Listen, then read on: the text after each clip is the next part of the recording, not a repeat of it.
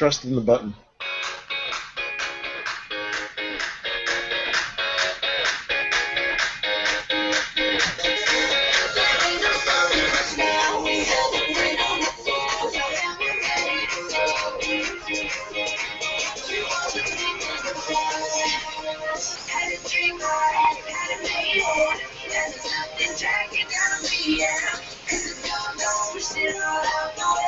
We'll just let this play for a little while. Welcome to the War Report.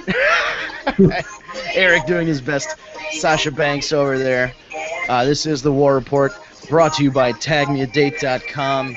It is a new era. Yes, it is. Yes, it fucking is. Lots of things to discuss. This was a busy 2 days. Soon to be a busy 3 days for the WWE if we include Smackdown in 1 hour or 59 minutes. We're going to be your lead into Smackdown if you're watching along with us today. Thank you for tuning in. This is the War Report brought to you by TagMeADate.com, the only dating site for wrestling fans. And I'm your host from Northeast Wrestling, Vince Barry. I hope everybody's having a nice week so far. We're going to have a busy day today talking about all this stuff. We might have a drop-in from Charlie, who's busy promoting his show, Saturday the 30th in North Carolina. And I've got a busy weekend because I'm going to be in Pomona, New York, the Rockland County, man. I'm excited. It's going to be a big show. Brother Nero is going to be there, and so isn't the Broken One. No word on whether he's going to bring Senior Benjamin or the dilapidated boat, but we'll see.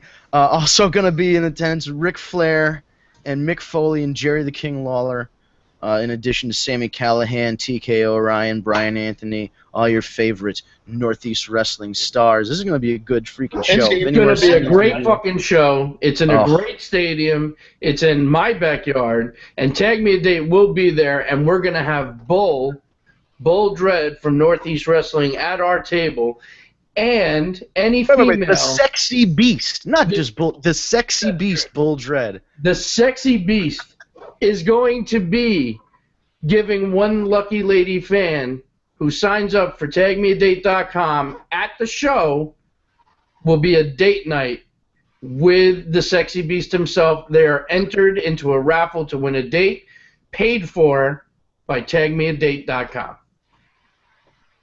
Excellent. I assume you're probably going to go get Italian food. That's spoiler alert. That's a safe bet.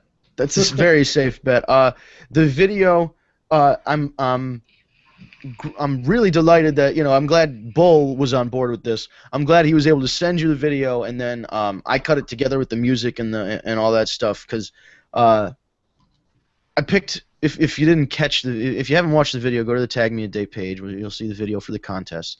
It opens up with Dean Martin singing in Italian, because Bull Dread is both Italian and a ladies' man. So I wanted that feel, a certain feel for when you saw it. So the Dean Martin in Italian, who knows? That could be playing at the Italian restaurant that you go to Bull Dread date with. So give it a shot. Sign up you can only sign up, as far as I can tell, for this contest at Rumblin' Rockland. So Pomona, New York, on Saturday the 30th, this coming Saturday, and it's at the Palisades Credit Union Park. And the doors open at 3:30. We've got a lot of guys doing autographs and signings. Usually the Hardys have a long line. Ric Flair has a long line. Foley and Lawler have long lines. So we are opening the doors at 3:30 for a 7 p.m. show. Get in early, get in often, get in all your autographs, and you can win a date with Bull Dread. And you could win a date with the sexy beast. I'm hoping there's going to be some sort of documentation of this date, Snapchat or video or something. I think we need to send. I think we need to send a video camera, and we should just send Ryan. Ryan's gonna fly in, the intern. We're gonna put him to work. He's gonna video the entire. Fly him in? You're awfully nice. I would have told him to drive. I didn't say I was paying for it. I said he's gonna fly in. Ryan, you're paying for that trip. Good luck. Oh man. No, but it's going to be a great time. It's going to be a great show. We're glad that you guys are coming out. It's going to be a great time. But listen, we got so much to talk about, and I want to get this out of the way. So if you guys will indulge me for a moment, there's only one issue I have between Battleground and Raw. Because as we talked about earlier, this was probably one of the best Raws we've seen in a very long time. Battleground was fantastic, in my opinion. I liked it too. However, what the fuck is up with the Universal Championship? Are you fucking kidding me with this shit? The Universal I'm so glad that you said something. I am What so a horrible fucking name for a fucking title. And we were just talking about the lack of respect and the lack of value in the world title. This doesn't fucking help. The universe, are you fucking kidding me? Thank you so much. You are so fucking welcome, and it sucks. We need to start a petition. Plus, it's kind of stealing from Carlos Colon's. Well, I think it's funny because I was in my head. I went, okay, how are they gonna make the Smackdown title, the world title, the one that has the lineage all the way back to when Nature Boy Buddy Rogers, who was it, Lou Thez? Who was the first WWF for Capital Wrestling? All right, so it was fucking Buddy Rogers, and it goes the belt 2016 goes all the way that far back. How are they going to bury this belt because Dean Ambrose is carrying it on SmackDown? I know what's bigger than the world, the universe. So that was how they wanted to make the WWE title look like crap, because Raw has to have the bigger, better, shinier belt, of course. Oh, speaking of, hey, does anybody know how I get the link for, like, my buddy Vito? You guys know Vito from Northeast Wrestling. He wants to watch the podcast. I'm trying to get the link for him. I can. The YouTube one. Yeah, just link me. Not the one to drop into the chat, but the one to watch us. I don't have that. I don't have that. If he just goes to the Tag Me a Date YouTube page, it might be up there already. Oh no, it maybe not load until we're over. Right. I don't know if it shows, because it shows that we're live, but it doesn't show what the live thing is.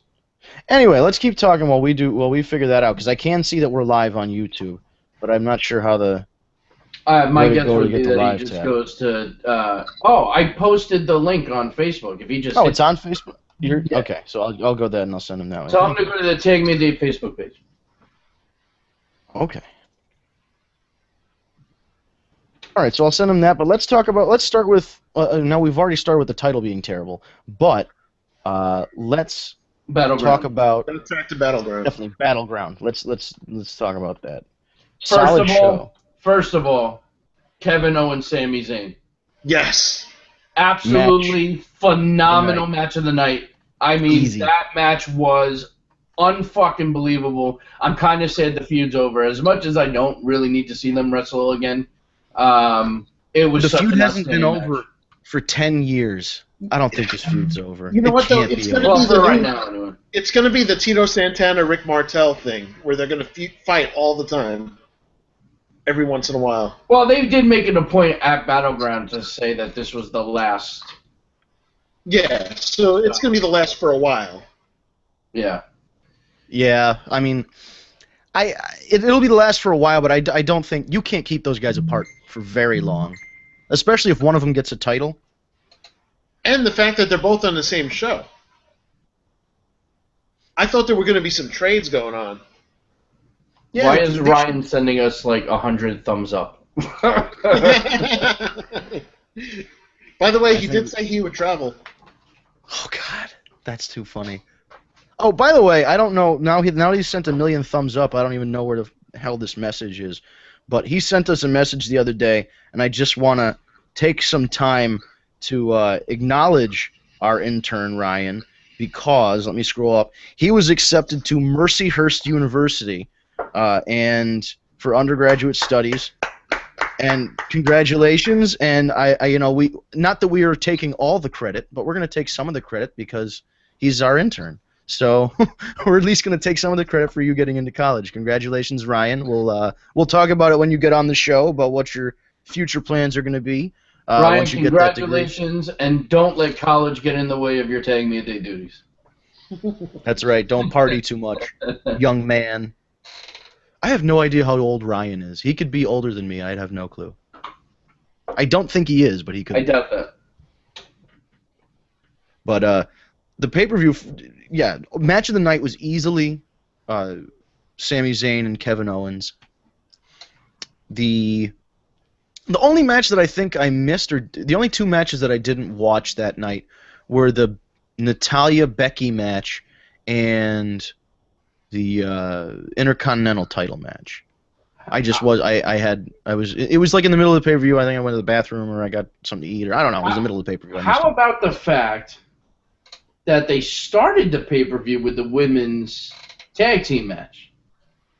They started off the pay-per-view on such a high because they started off with Bayley's debut at Battleground. Yeah. But now let's talk about Bayley for a second. So she got this most incredible pop. She wrestled a great match with Sasha, and yet, from what I understand, she hasn't been called up. She's still on NXT.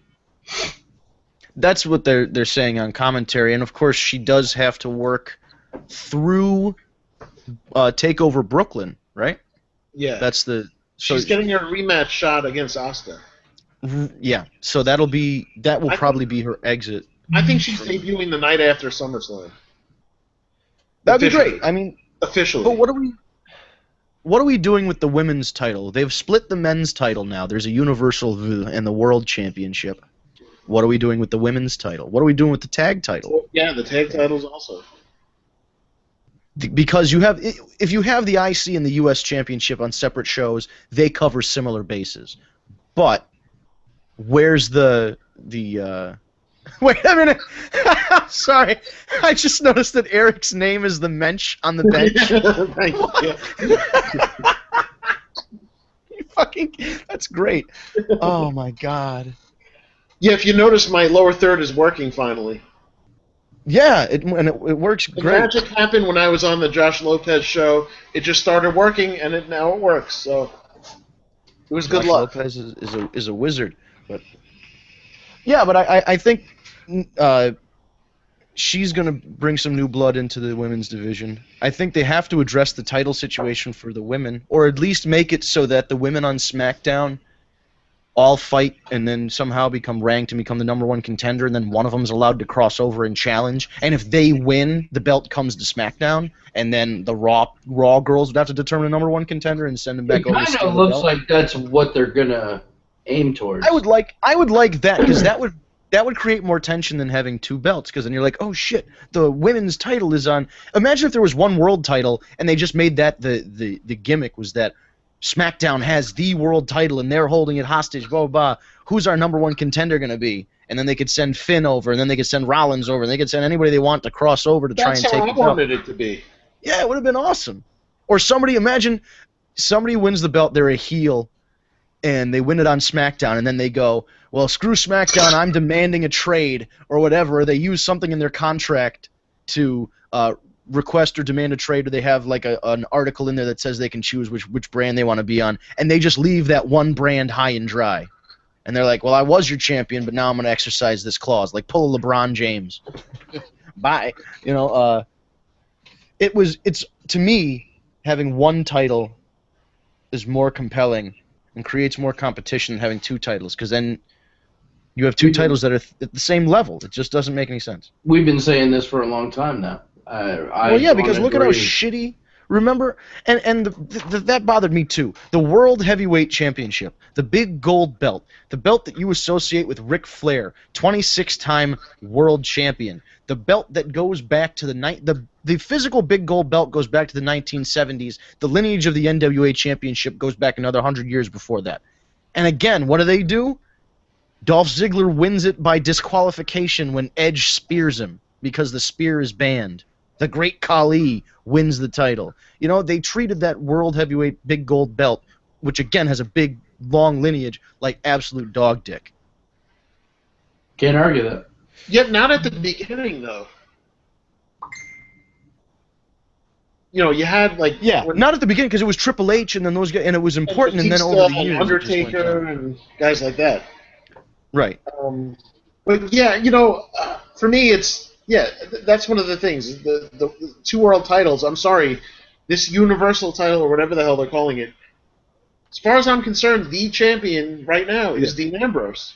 Right, and it should be, and even if it's the Universal title, that's such a bullshit term. It's like, remember the TNA Legends Championship? What does that mean? Does that mean if you win the belt, you're a legend? Do you have to already be a legend to compete for it? Like, it was a fucking bullshit word in there. So Universal is the same kind of bullshit word, and it just does. It's a meaningless thing because at some point you realize that he can't be the champion of the universe. I know they mean the WWE universe, but think about it. You're fighting Klingons and shit? No. You're fighting Diego and whatever the fuck. What do they call it? The Galaxy Championship. Yeah, the Intergalactic Championship of the World. Ooh, yeah. How about the fact that Dean Ambrose got the win at Battleground? As they were saying on the internet all last night, they were calling him Dino Clino. Yeah. Man, that was the most unexpected result. And the one he pinned was Roman Reigns. Obviously. That was important. That's an important thing to note. Yeah. Right. And you touched on it earlier before the show. Maybe we'll just talk about this real briefly. Roman Reigns been on a 2-day losing streak, and Stephanie McMahon called him a loser at the beginning of Raw. So does that set up? Is that babyface sympathy, or is that they're building heat as if like what are they doing with that? I think they're building heat. They're trying to get him. I don't think I truly think they're moving on from the whole babyface deal. They have to. They have to at this point. And he's sporting a nice beard too, a heelish beard, if you will. Yeah, it's thick. It's much thicker. He looks a little bit more. He always looked like the guy Jason Momoa that plays Aquaman in Khal Drogo. Now he's kind of just acknowledging that even more. Drop the vest though. I wish he'd drop, especially if you're going to take. Oh my God! Let's back the bus up a second. Move away. This was an opportunity to change his whole look and music. Which he should have done 2 years ago.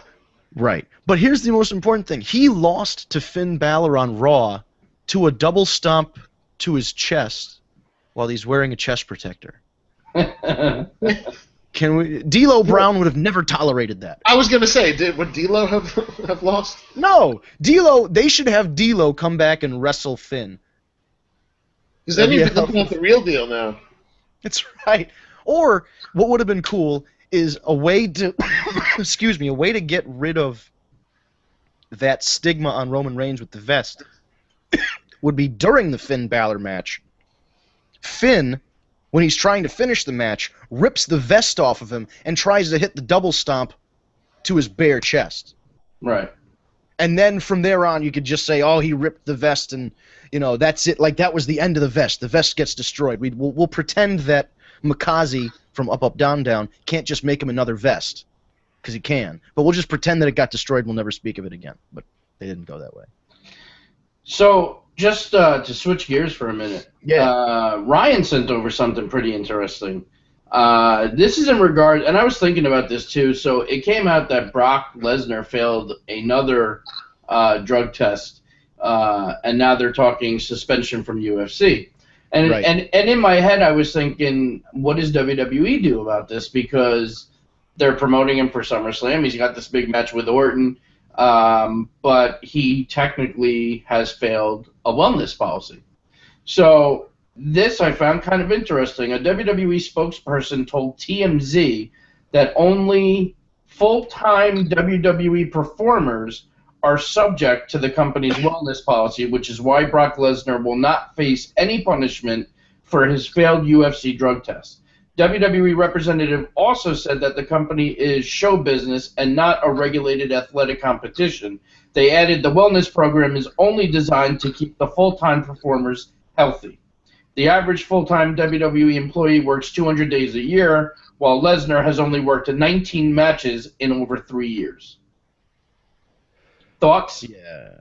Well, first of all, let me just discuss for those of you who aren't aware of what happened. I don't have the name of the substance on me right now, but the week before the UFC 200 event and then the night of the event, it turns out the B sample that they took the night of also tested positive, not for a substance like HGH or a steroid, but for an estrogen blocker or a series of estrogen blockers. I believe it was 2 different estrogen blockers, one of which was what they popped John Jones for.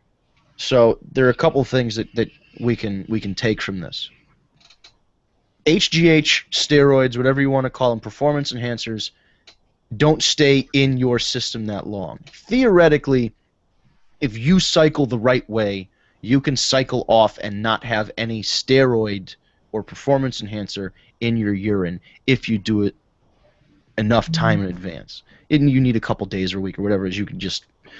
what it does is the performance enhancer helps you while you're taking it and then continues to help you afterward because it's increasing, for example, your testosterone. Now what happens is your body, as you produce more testosterone, to make up for it, also starts to produce more estrogen.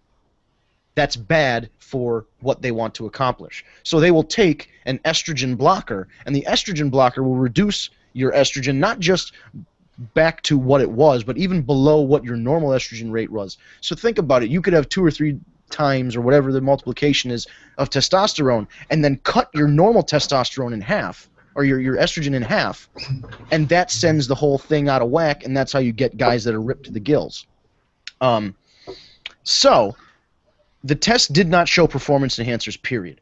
If the WWE's wellness test only tests for illegal substances and performance enhancers, he wouldn't have even popped for it anyway. An estrogen blocker may not be in their list. I don't know what is. Apparently Adderall is on their list, like with Adam Rose. The other problem that you run into is USADA, the drug testing organization, has a list of about 400 plus banned substances. It's a very extensive list. So my guess is that their list is a lot longer than WWE's list because they are trying to get this, that, and the other thing that are masking the steroid use. I don't know if they're testing for... I don't know what they're testing for at WWE because they don't make their testing procedures public. Did Brock do it? Probably. Unfortunately, that's it, we're going to have to face that. I would like to think that he fucked up and took a supplement that was over the counter and happened to have an estrogen blocker in there. He didn't know, blah, blah, blah. I would love to think that, but it's really hard to take that position because it seems very, very, very rare that that would be the case.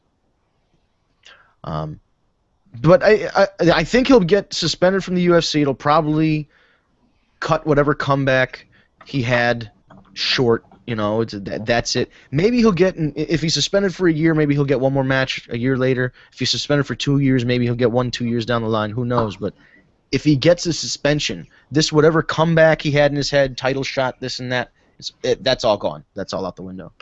But I don't think he should be suspended by the WWE because they're right. It's an entertainment organization. If he was, here's the thing, if he was subject to the tests and he tested positive for a performance-enhancing drug, that was on WWE's banned substance list. I absolutely believe that he should be punished that way. Should the part-timers be tested that way? Well, that's debatable. Do you want to have that kind of budget where you're blind testing somebody who you aren't going to see on TV for 4 months? Does it matter what they're doing if they're not on TV? You know what I mean? There are a couple things that you got to take into consideration there, especially, and this is the big, not to be a conspiracy theorist, but think about it. Who is one of the long-time, quote-unquote, part-time wrestlers who has this exemption, who's been on TV consistently for years and years and just started taking some time off after WrestleMania? Triple H. He's been a part-time performer for a long time, quote-unquote part-time, even though he's on TV every week. And you notice what he looked like after he shaved his head and did all, you know, he came back with that buzz cut look? He's a fucking beast. And I'm not saying that he is 100% on a performance enhancer. I'm saying there's a very good chance that a guy with that body type is probably taking something that you're not getting at GNC. That's all I'm going to say. So there's a reason the part-time... How am I going to say this without getting sued? There could be a reason why part-timers are not subject to the performance review or the drug test that the regular employees are. That's my conspiracy theory. You know, the irony is that Brock kind of made a comment about John Jones for for that kind of thing, and then he goes and does the same thing. I don't know. How would you think you're not going to get caught? I mean, it's a very big agency that does a lot of testing. Like the old UFC was a joke. You could pass those drug tests. You could be like taking the pill as you're taking the drug test, and you still pass. They were really the test wasn't that expensive. These tests cost $40,000 to administer every time they do it. It's a very thorough test. What about DNA? I mean, you have to be. DNA doesn't even have a. You have to show up fucked up out of your mind like Jeff Hardy in order to get suspended or anything. Do you remember when Test showed up in TNA? Right after he got let go by WWE, he showed up. The Punisher, Andrew Martin. He came out. I don't remember that either. And he was only there for maybe 3 or 4 weeks. Did one pay-per-view and fucking jobbed out and left. But of course, because it's TNA and that's what they do.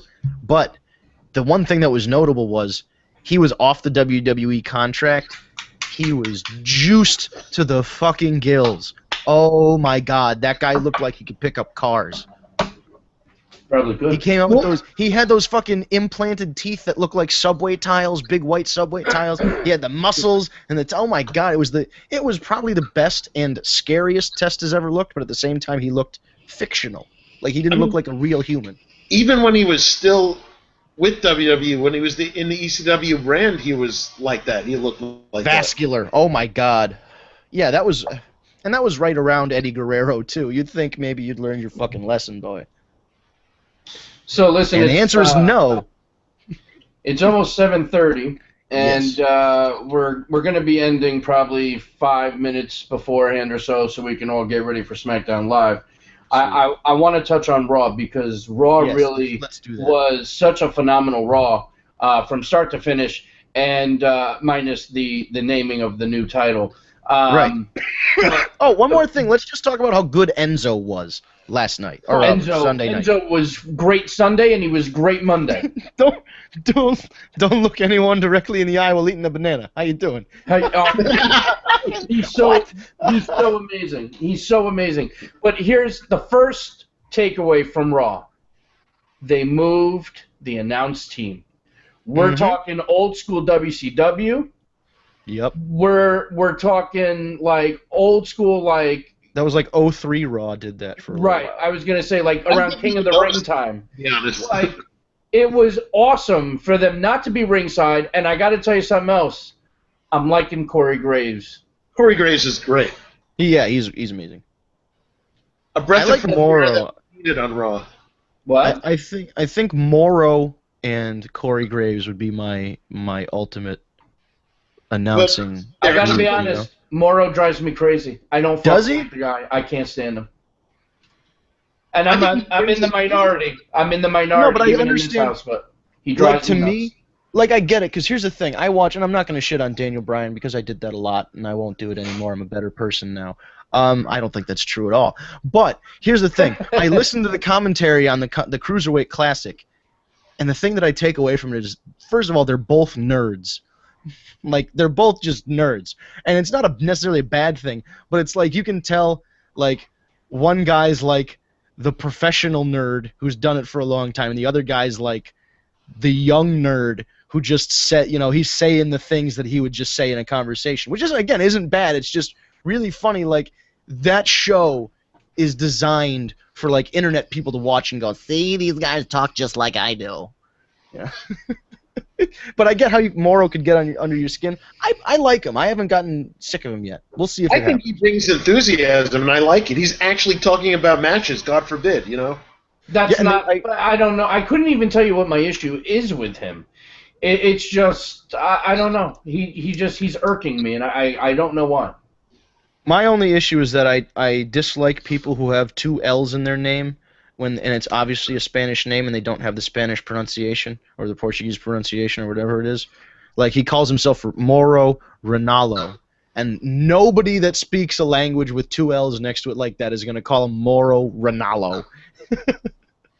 Like, you got to put the Moro Ronaldo. Yeah, like, and even it makes him sound exotic, But yes, let's get to Raw because a lot of shit happened. So We'll Great skip the matches. first 20 minutes because it was Stephanie and Mick, and they introduced a new belt, and that's in the 4-way, and that like you could fast forward through that first bit, I guess. and the 4-way was great, although you kind of knew that Roman was going to win that one. And then, I mean, let's go right into Sasha Banks. Holy shit. Sasha Banks is finally the women's champion, and I am so fucking happy for her. And it was a great match on top of it. There were a couple botch spots, but other than that, I mean, top notch. Sasha Banks deserves it. Her speech at the end was great. I'm really excited to see what's going to happen with the boss now. So that was really Yeah, it was awesome. wonderful. Hey, Ryan. How's it going? And by the way, too, you know what else? They're bringing back the squash matches. Oh, Yup. yeah. Jobbers are back. How about Nia Jax? That's what you needed. Yeah, that was and then Braun Strowman. That guy against Braun was so funny. That was hilarious. Christ. But, I mean, Raw really was great. And then, you know, to see Finn, I mean, who the hell thought Finn was going to not only beat Roman, but cleanly? That's amazing. I mean, amazing. I mean, we're going to see Finn Balor versus Seth Rollins at SummerSlam. This match is going to steal the show. 100%. Do you And not think we only see the that- demon? What? Oh. What'd you say?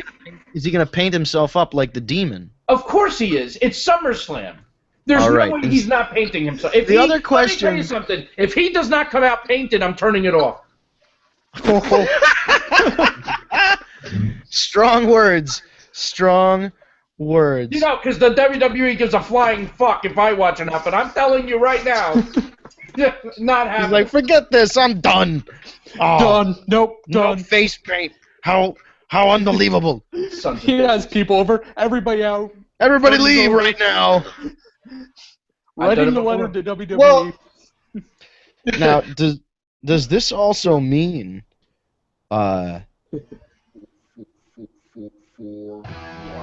do we see a little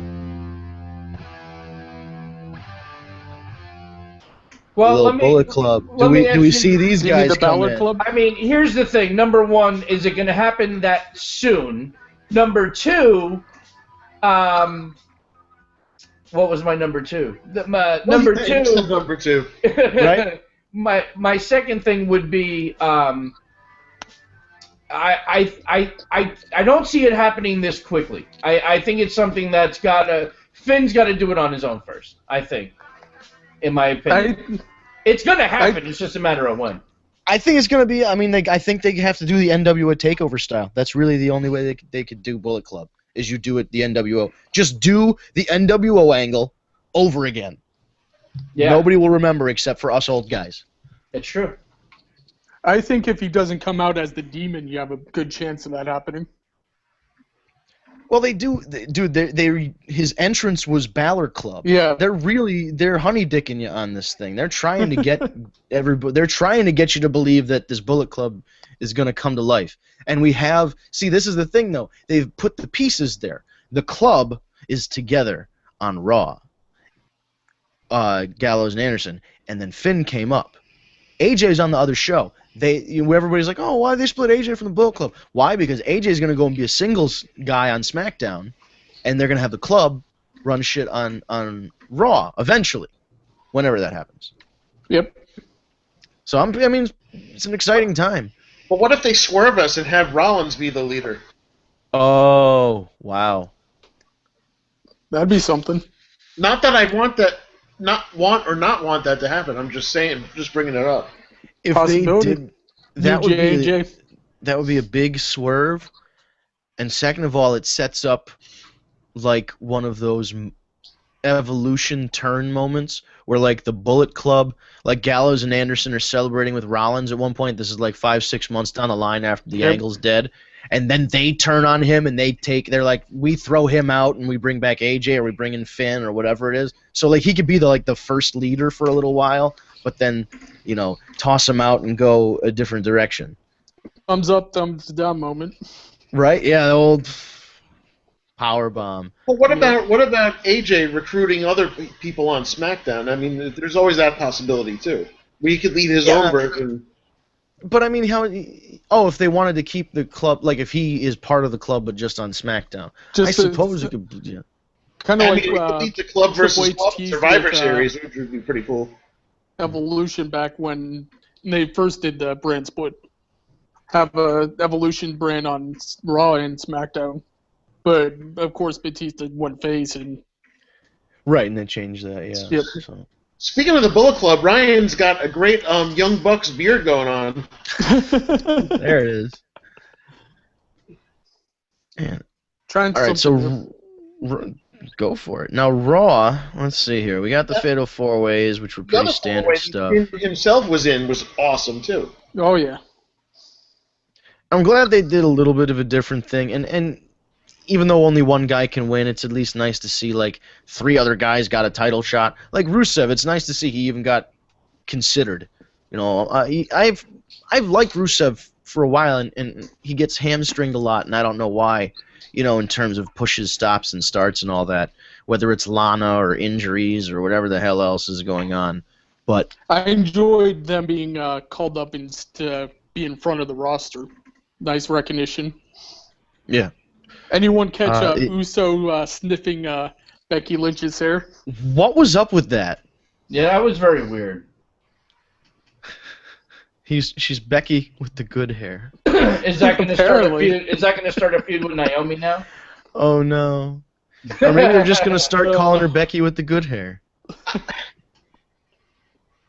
I want to bring this up. How funny was that ending of the Enzo and Cass match where Golden Truth came out looking for Pokemon? That was fucking hilarious. Did you guys see on Up Up Down Down, Goldust and Xavier Woods both they were catching Pokemon on Xavier's YouTube channel, and Goldust goes out in front of, like, there's a big group of people. It's backstage at a WWE event, and they're all cheering and shit, and he opens the door, and they're like, oh, it's Goldust! And he has his phone, and he goes, hey, look! There's a Snorlax right there! And he's trying to get the Pokemon players to run. And, like, he gets... And Austin checks his phone, he's like, there's a Snorlax? He's like, no, I'm just playing. And he's like, you can't do that! Great. Goldust is the best. I've driven him to the airport and spent a couple hours in the car with him. He's a very, very, very nice guy. Very matter of fact. Just he tells it like it is in a lot of respects, and I appreciate that. He's a very solid guy. On the Pokemon Go thing. Yeah, he's almost 60, and he's on that. Oh, he's gonna kill me. No, he's almost 50, and he's on that Pokemon Go thing. That's good. 40s than he did in his 20s. It's amazing. Found the fountain of youth. Gets younger as he gets older. He's got Benjamin Button. Yeah. Oh, not that you guys collect them, but Ryan and I collect them. We're just going to mention this real quick. The New Day, this Christmas, are going to have exclusive Funko Pop vinyl figures made of themselves, sold only at Toys R Us. That's going to be a goddamn madhouse, first of all, because it's going to be the Christmas rush, and then they're not going to have that many of them. So I'm sorry to say this. You might see me in the news at the holiday season, like being arrested for knocking over like kids and women and stuff to get to these toys at a Toys R Us. It's just it might happen. Throw some elbows. Yeah, I mean, you never know. Listen, kids are at a certain height. If if you're walking, you just swing your arms when you walk. I can't help if children are right at that level. I didn't see them. Come on. They were quiet. I didn't see them. I didn't hear them cry when I hit them with my elbow. What was I supposed to do? Not only do they have these vinyl figures, which, by the way, if you don't collect them, you should probably give it a shot. They only cost about between $10 and $15, and the more rare they have everything. Yeah, and the more rare ones sell for $2,000 and $3,000 and plus $1,000 on eBay. So if you collect them and you get the right one, you never know. You could have a fucking couple $1,000s on your hands. But they also are going to be coming out, and this is not at Toys R Us. It's at FYE, Bootio's cereal. The real deal is called. The real deal. Right, not the stuff from Swerved. I'm going to have to Bootio's. get my hands on that. It's $12. I'm hoping it's totally gluten-free. getting one. It's $12 gonna for have a a bowl. goddamn box of cereal. Oh And my it'll god. be worth every single booty. Hey, they'll make sure Every you single that movie. day. That's wonderful. How How about for the podcast that week it comes out? Let's give a box away. we do a taste test. We should do a taste test. Like live, like get yourself a bowl of cereal, pour have it it right here. in front, you know. There you go. Taste test live.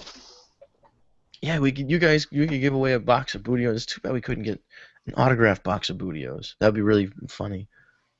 They should do something.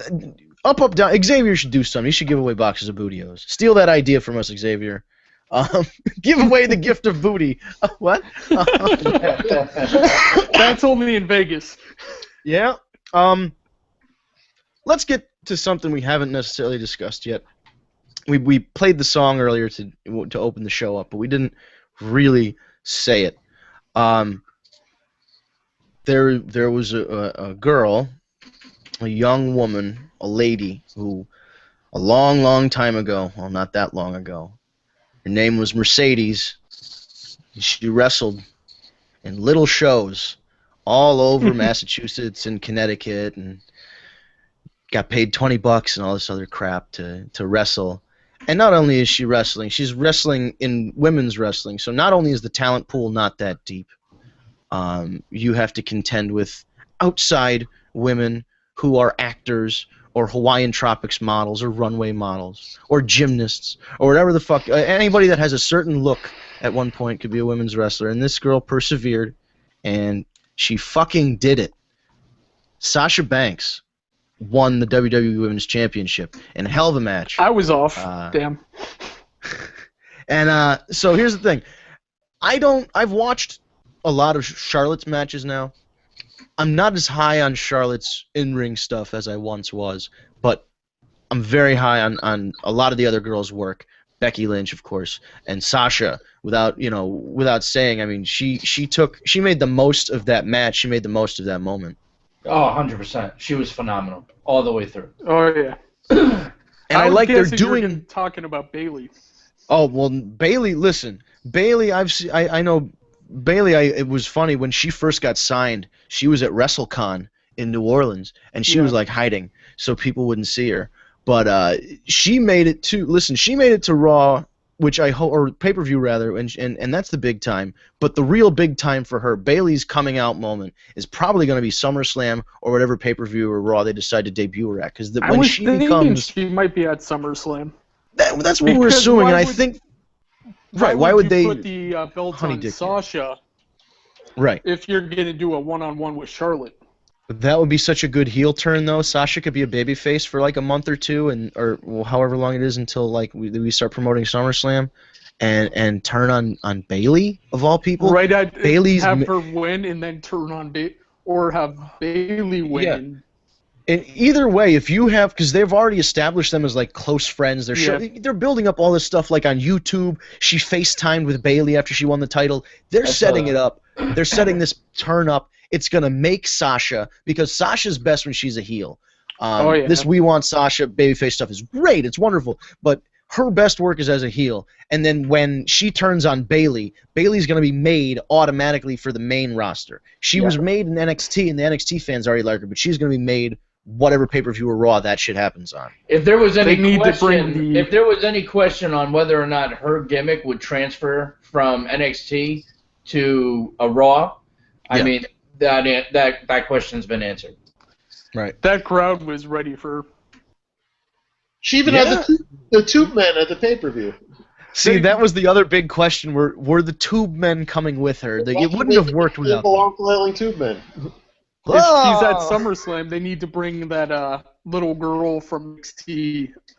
Oh, Izzy? For the one show. If they do the turn, have her be in the front row. Just have her there to cry. Oh, that's rude. I think they should milk that for a while and not do the turn until like round Rumble. They could do this. I was going to say they could do a Royal Rumble turn. They could do the turn at the Royal Rumble because and build it to WrestleMania. I see Sasha versus Bayley for the women's title at WrestleMania. That would be amazing. That could be money. Like I said, you can't. I mean, well, listen, they're at a point where all this stuff that they're doing is kind of gelling and clicking and working. If they're gonna pull the trigger on something new or different, maybe this is maybe they're gonna hotshot some stuff right away. Yeah. These next couple months with the new logos and the new sets and the new rosters and all that shit, they might just want to really establish right away that things are gonna be different. But there is something to be said about letting. It's a things shame burn the and SmackDown build for a set while. didn't have the fist. I know. That's the one thing everybody wanted. I think we should get hashtag Fist Smackdown trending on Twitter. Well, that sounds dirty, doesn't it? I think if you're looking for a good PC, bring back the fist. I don't know. That sounds dirty, too. Anything with the word fist in it is inherently dirty. Smackdown the fist. Smackdown the No. Like, come on. No. By the way, I will not say SmackDown Live. It's SmackDown, goddammit. I'm not saying live every fucking You aren't time. going to watch SmackDown Live Tuesday nights? The new SmackDown Live show. I'm going to watch SmackDown, which happens to be live. That isn't going to die for a while.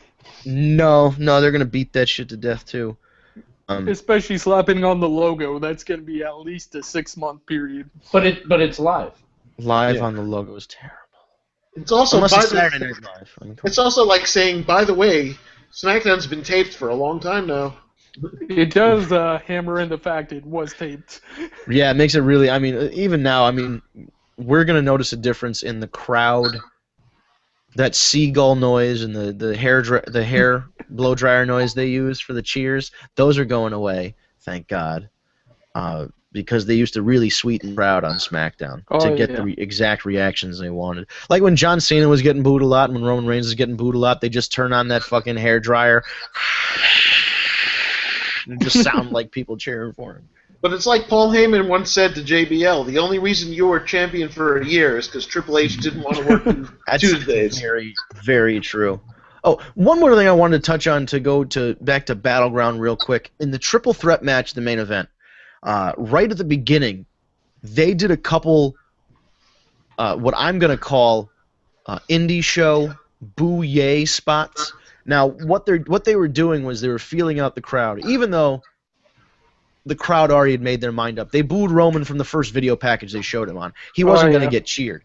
But if you notice, they set up 2 or 3 spots at the beginning of the match where, like Rollins or Ambrose would try and get a couple shots on Reigns, and he'd no-sell him, and then he'd do like a big move, or they do something where you would expect if the guy was a babyface, he'd get a babyface reaction. Now they usually don't do these on pay-per-views, and it was an odd choice that I thought, because on an indie show, now here's the thing, on an indie show it's something as simple as, oh yeah, well guess what? These fans aren't here for you, they're here for me, and I'm going to prove it. And then the guy gets up on the turnbuckle, and everybody goes, boo, and then the babyface gets up on the other turnbuckle, yay! And, like, let's say there are 2 guys in the match, and it could go one way or another, and it seems like the crowd, like one guy's a babyface and one guy's the healer, that's the way it's booked, and they want to switch it midway through the match. They'll do a spot like that, gauge the audience, see who they're cheering and who they're booing, and then do some spots that lead into the switch. Now, they did that, and every single time, the crowd shit on Roman Reigns. They booed him for every single spot. So if they were trying those out, like what I'm picturing is Vince and Triple H picked out a series of these spots. They said, okay, we're punishing Reigns. Reigns is going to lose this match. However, if they go out and they do these spots and he gets cheered, then the experiment has worked. We're going to keep him babyface. If he gets booed, we're going to just go the way that we intended to go. Yeah. And it was very, very obvious the way the crowd went. And then it was really, really, really nice to see, because like everybody else, I think I just assumed that Finn was going to job to Roman Reigns. It was very, very nice to see him win that match. And not just win it. First of all, Sunday night, Dino, Clino, 1, 2, 3 in the middle of the ring. And Monday night, coup de grace, 1, 2, 3, good night nurse. 2 clean losses 2 nights in a row. The guy didn't lose clean. He didn't lose a match for 3 years. Yep. 3 years. And he goes back-to-back losses. It's notable. It was crazy the amount of Superman punches he was throwing out during the main event. That surprises you? It's starting to be like the Young Bucks super kick. He's just going to use it every time he wants to. It was close to the end of a match, and then during the triple threat, it was nearly every couple. Yeah, moves. every kind. Yeah, it felt like he did this. He really over relied on the Superman punch, but I was just seeing if it wasn't just me. No, I definitely think he's. There were a lot of them. A lot more. And Roman then the one had a good spot flying out of the ring, though. Yeah, JR commented on that over the past couple days. There were a lot of dives, and JR went on Twitter and he's like, "Why are they diving?" You know, they're just like he just asked the question. He's like, "Why are there so many dives? Like, it loses its value. One dive is more effective than 20 dives on a show, or 5 dives, or whatever." Because I hate Big E's dive. I hated Daniel Bryan's dive because he always crashed his face into the pad. Oh, yeah. And then Sunday night, did you see Big E land on his fucking head? Yep. He jumped out of the ring and landed right on his head. So the dive should be done by like Neville. Break a neck or something. That could have ended a lot worse for him. But like Neville, Rollins, guys like that can do dives. Don't have every so often Roman Reigns can do a dive, but now it seems like I've seen him do it a couple times. It's lost its charm. Like Undertaker dive every Mania. Right, and you knew it. Except when Sim Snuka fucked up and didn't catch him. Yeah.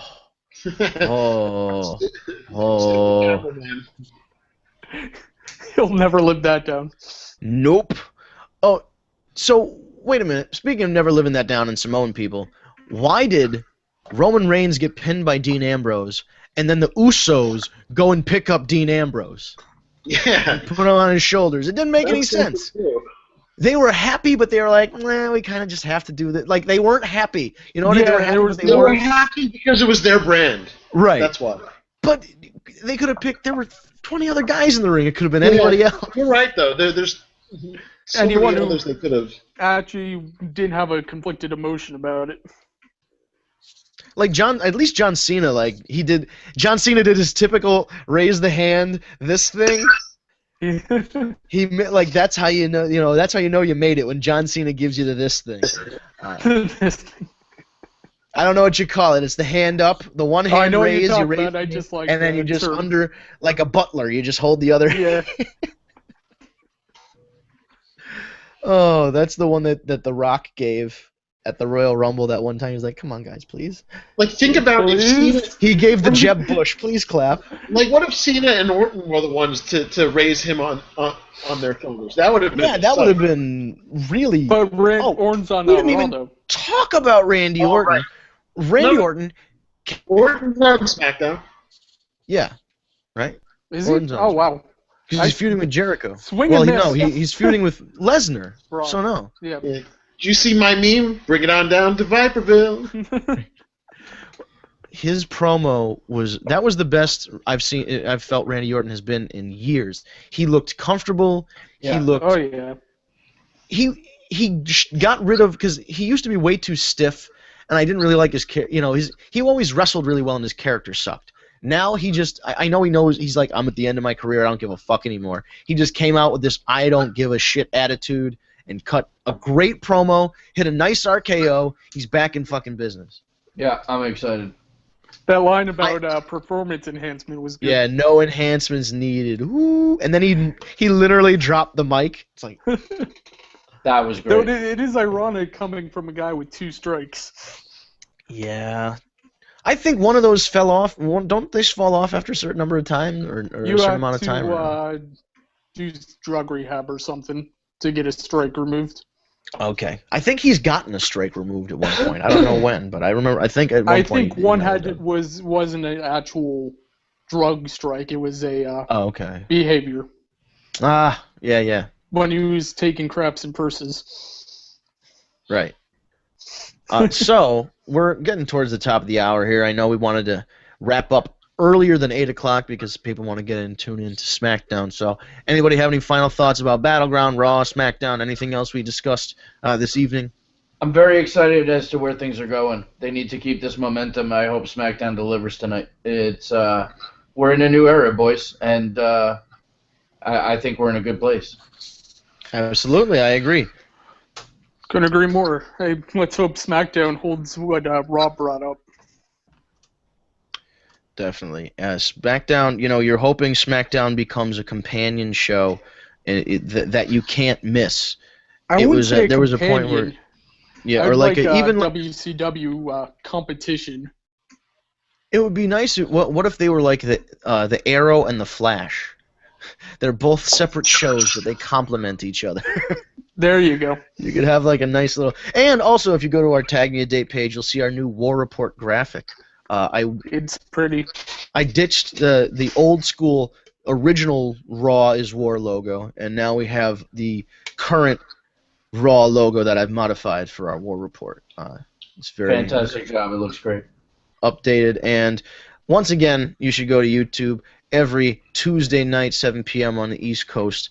Type in Tag Me a Date, all one word, Tag Me a Date. Don't put any spaces, scoosh it all together. Put it in the search. You'll go to our page, our YouTube channel, if you will. You will see all of our archive shows. You will see we have our live shows scheduled. And again, those are Tuesday nights, 7 p.m. on Eastern Time.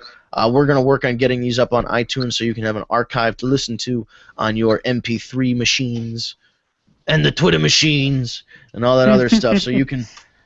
we will let you all go to enjoy SmackDown, but remember the War Report every Tuesday, 7 p.m. Eastern Time on YouTube, live on YouTube, not pre-recorded, but in fact live. Brought to you by TagMeADate.com, the one and only dating site for wrestling fans. Go to TagMeADate.com, sign up now. Your first 30 days are free. You can find your wrestling tag team partner and make wrestling night your date night. That's tagmeadate.com, like tagging in a wrestling match. Get it? All right, guys. This has been, once again, just want to plug some stuff before we sign out. Of course, Tag Me a Date. Gimmick Tree Entertainment and Modern Vintage Wrestling at Ziggy's by the Sea, Saturday in, what town in North Carolina is it? Wilmington. Wilmington, North Carolina. Go to Gimmick Tree Entertainment or Modern Vintage Wrestling on Facebook to learn more about ticket information. If you are in New York or New England or surrounding areas, you should check out Northeast Wrestling, Saturday the 30th, Pomona, New York, the Rumble in Rockland. We've got Matt and Jeff Hardy, Brother Nero, and Broken Matt. And we've got the Nature Boy Ric Flair, WWE Hall of Famer, of course, and two other big Hall of Famers, Mick Foley, your new Raw general manager, and Jerry the King Lawler, who is on your... Too, right? I believe Sandow is on the show, and Sammy Callahan is there as well. This is a stacked and jacked show, as they say. We have been clanging and banging, brother. So this is... it's a good opportunity to get into our Wrestling Under the Stars tour early, because if you don't go to this show on the 30th, you're going to have to wait until mid to late August to get on board for the next couple Wrestling Under the Stars shows. So go to northeastwrestling.com for that. Modern Vintage Wrestling, Gimmick Tree Entertainment, Northeast Wrestling, TagMeADate.com. Thank you for tuning in. We'll see you next week, 7 p.m. live on YouTube.